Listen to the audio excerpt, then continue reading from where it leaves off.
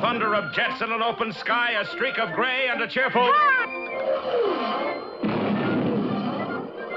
A loop, a whirl, and a vertical climb, and once again you'll know it's time for the adventures of Rocky and Bullwinkle and friends. Starring that supersonic speedster, Rocket J. Squirrel, with his pal Bullwinkle the Moose, and a host of others. Hurry, Bullwinkle! The show's about to start! I'm coming as fast as I can. Wave to the people! Yay! Now what are you doing? Signing autographs. Let's see. John Smith. But your name is Bullwinkle. I know, but that's hard to spell.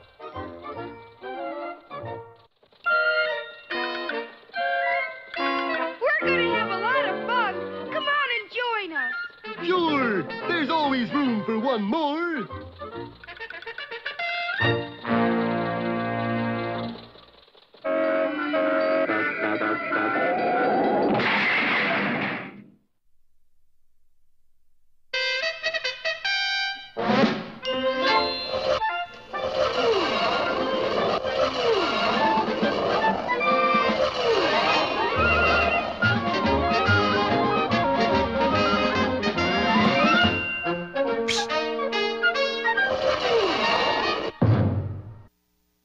Our story opens today in the quaint little hamlet of Frostbite Falls, Minnesota, the only town in the United States with more TV sets than people. The reason for this astounding fact is simple. This is the home of one of television's most sparkling personalities, Rocket J. Squirrel. Take off your hat when you mention that name, mister. We love Rocky. He put Frostbite Falls on the map. See, it's right here, under this period. That's a fly speck, Quincy. Oh, yeah. Well, I left my magnifying glass to home. Hush! It's time for Rocky and his friends. Well, of course, in Frostbite Falls, that's the magic word. And every TV set in town went on. In homes and restaurants and playpens and regular for-real pens.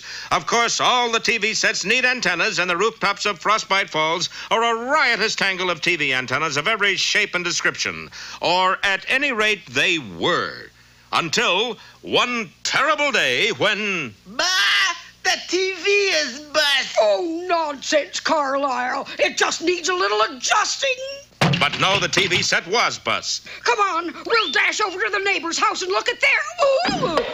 You come to our house? Yeah, our TV is bust. Great gobs of go, it's an epidemic. Sure enough, the panic-stricken citizens soon discovered that the entire town was without television. Quickly, they summoned their hero, Rocky the Flying Squirrel, and his pal, Bullwinkle the Moose. What's that, Rock? It's a summons. What does that mean? It means someone's in trouble. I should have knowed. Rocky, the whole town's TV is bust. But just then, the sharp-eyed squirrel made a startling discovery. Hey, look up there. There's your answer. What do you mean, Rock? There's nothing there. That's just what I mean. It is? Where are all the TV antennas? Hey, that's right. Sure enough, there was nothing left of that forest of television antennas but a lot of metal stumps. Our lives are ruined. Well, they were certainly changed anyway, for with no television in Frostbite Falls, the citizens had to find other things to do of an evening. They had to resort to such outmoded pastimes as taffy pulling, front porch swinging, jigsaw puzzles, and old maid.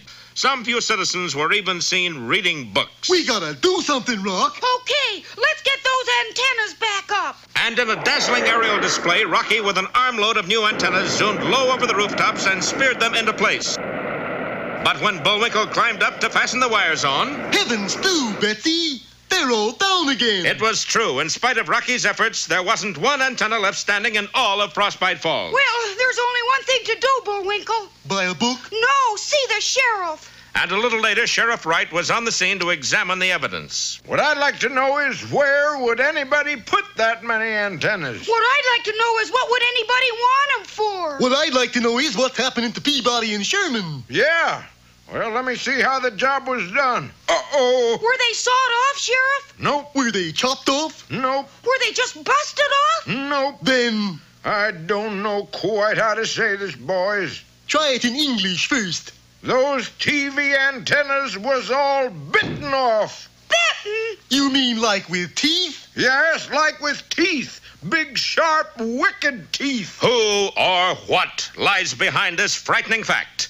Maybe we'll find out next time in Bullwinkle Bites Back or Nothing But the Tooth.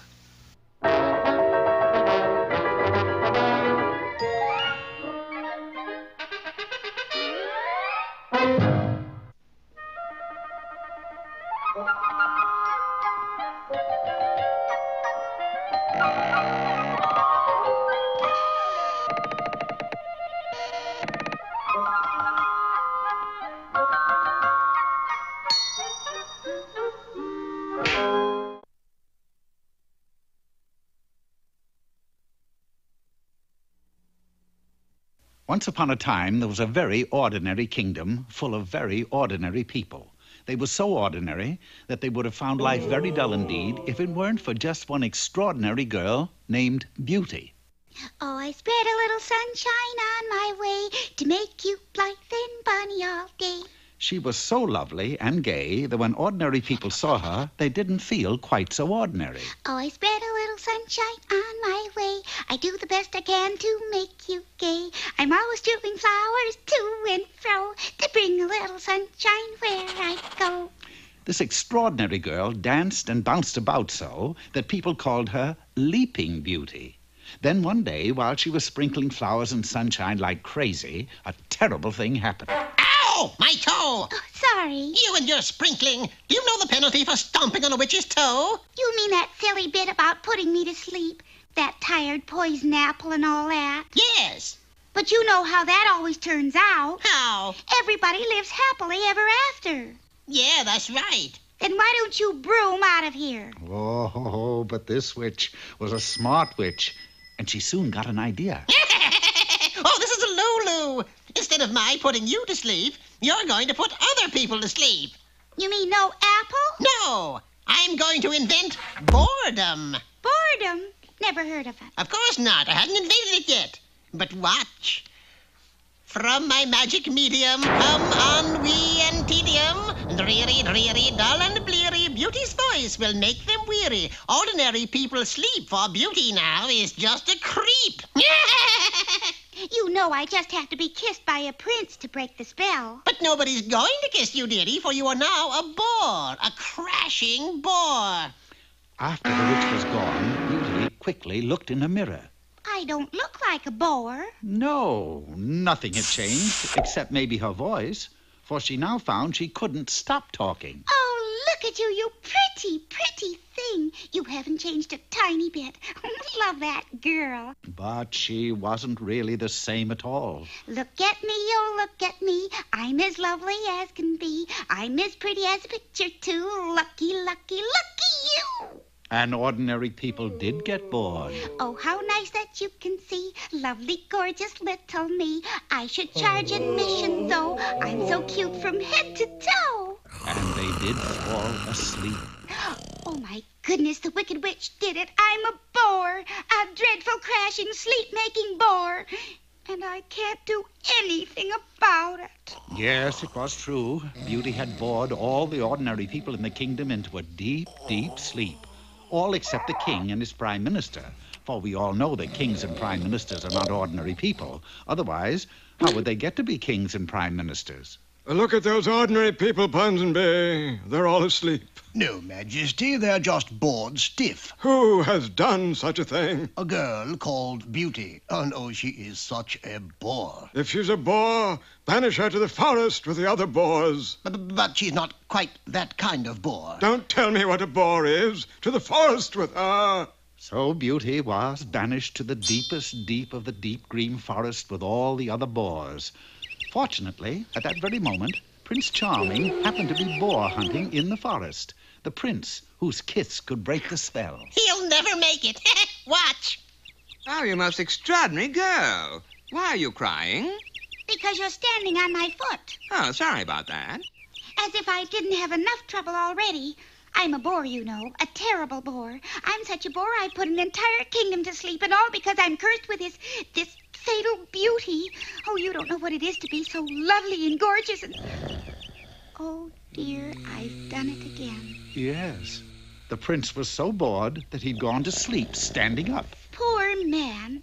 The least I can do is make him comfortable. Must be terrible to sleep standing up.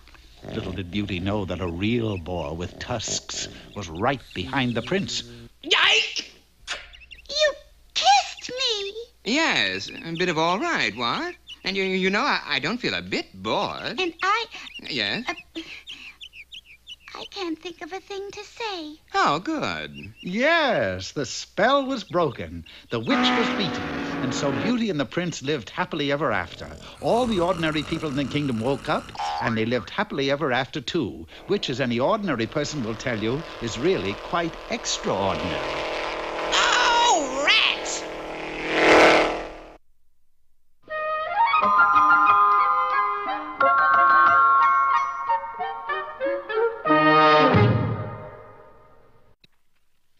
And here he is for the knowledge-needy Mr. Know-It-All. Hello, Greedy Needy. Today we are here to show you how to be a human fly. First we need A tall building, and B, a courageous moose. That's me. And thirdly, or seedly, human fly suction cups. Available at all local suction cup stores everywhere. Then all you have to do is climb up the side, touch the flag at the top, and win a prize. Then, too, there is the stick the things on the building and start from there method, which is fine as long as you have a smooth, dry surface to cling to. Now that the smooth, dry surface has smoothed and dried, there is nothing that can preclude you successfully reaching the top, and... which brings up the problem of building superintendents. It sometimes becomes necessary to actually look like a fly and simply walk up the stairs to the top. And thus failing, there is always the fire escape, which not only offers protection from the building superintendent, but affords maximum protection in case of fire. And there you have it. Hey, Mr. Know-It-All, you made it. What's next? Next? Oh, yes, I salute. Should have used the other hand. Gosh, that's too bad, Mr. Know-It-All. If you touched the flag, what would your human fly prize have been anyway? The prize. Oh, yes, I remember. A human fly swatter. And now... Hey, Rocky, watch me pull a rabbit out of my hat. But... See? Nothing up my sleeve. Presto! Wrong hat. And now it's time to meet Mr. Peabody.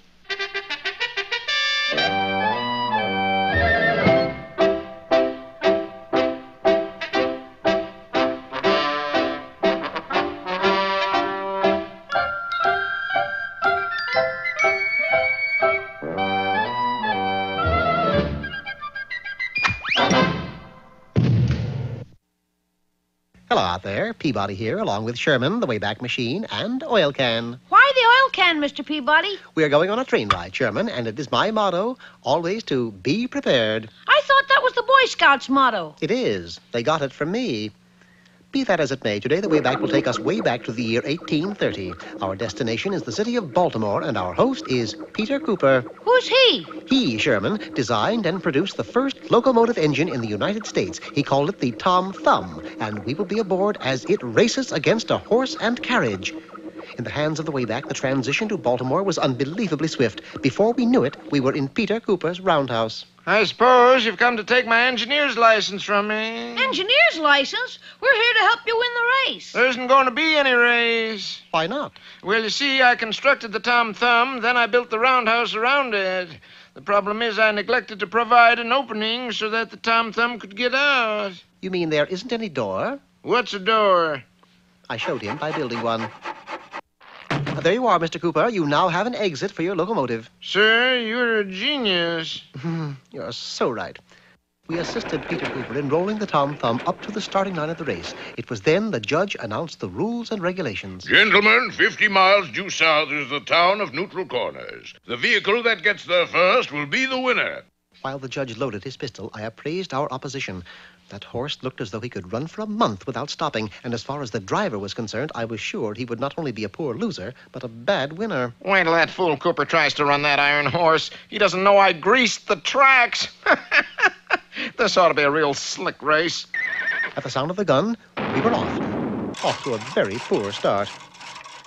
Something's wrong, Mr. Cooper. We're not getting anywhere. That's simply an illusion caused by our excessive speed. Come on, let's get out and push the thing. Poor Mr. Cooper, can't we do something? I spied a small group of 9-year-olds playing in a sand pile, and this, of course, gave me an idea. 25 cents later, I was the proud owner of a toy shovel and a bucket full of sand. Here, Sherman, dirty up the tracks. Huh? The sand will give us traction. Just keep throwing handfuls. Sure enough, the wheels stopped slipping, and in no time, we were highballing along.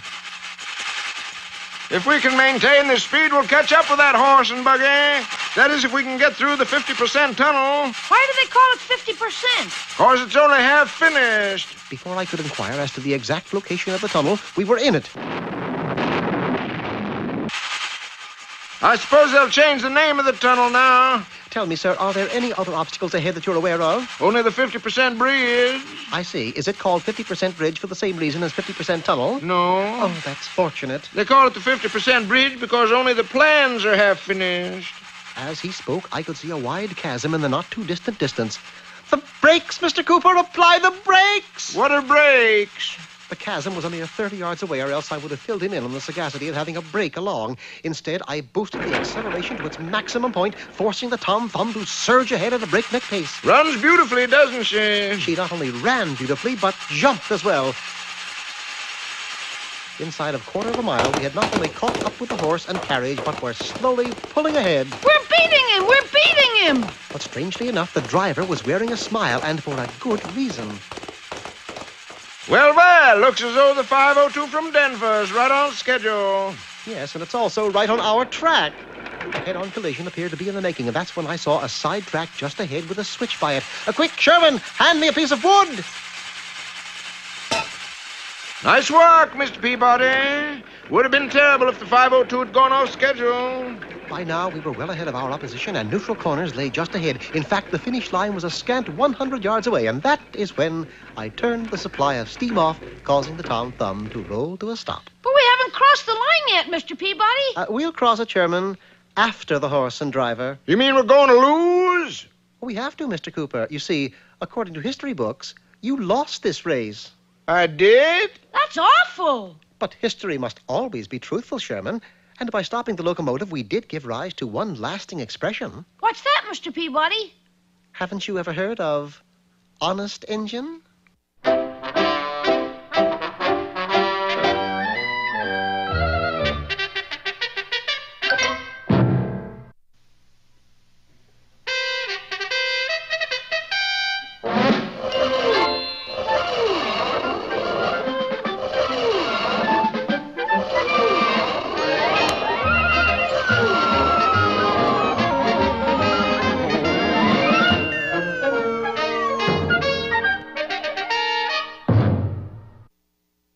Last time, you remember, the citizens of Frostbite Falls had the shock of their lives when every TV antenna in town mysteriously disappeared. Their reaction was instantaneous. Our lives are ruined. Some people refused to admit that the terrible thing had happened and sat doggedly before their sets anyway. Others resorted to ingenious methods of substitution. So remember, friends, get Johnson's Foist Boinders in the red and blue box. Oh, that's great, Henry. Now do the one about the dog food. Still others didn't notice any change at all. Love these sea stories. But the most mysterious thing of all was the way the antennas had disappeared. You may not believe this, boys, but every one of them was bitten off. Bitten off? You mean there's some metal-munching monster loose in this town? Now, let's not jump to conclusions, boys. There's probably some logical explanation.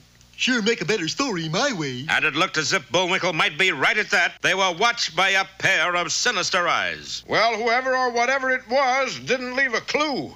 I'll need some help on this case. That's me. Somebody who's brave. That's me. And trustworthy. That's me. And smart as a whip.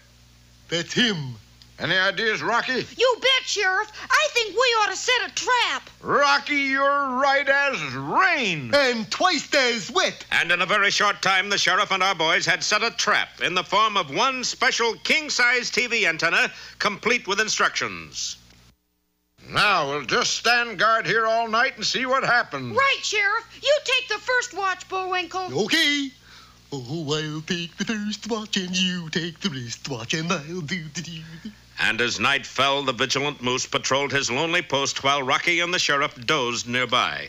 Then, just about midnight... Halt! Who's there? I didn't quite catch the name.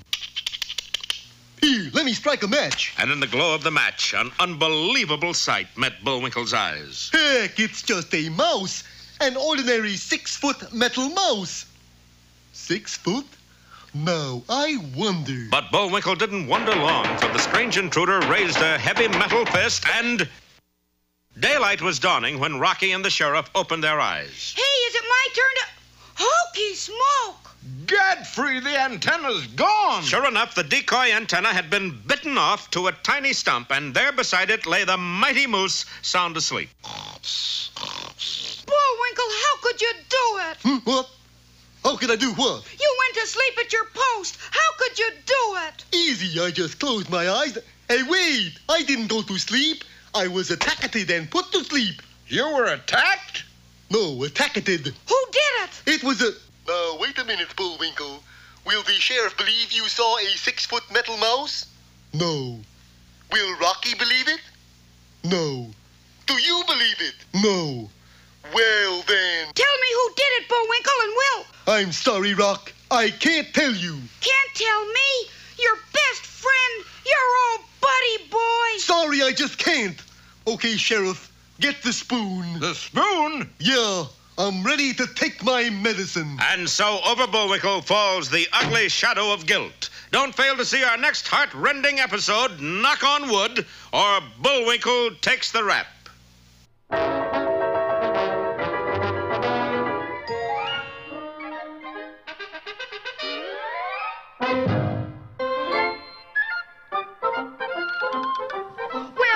Looks as if our time has just about run out. Just enough left to tell him who the sponsor was. You got the credits, Bullwinkle? All on this itty-bitty card. Oop.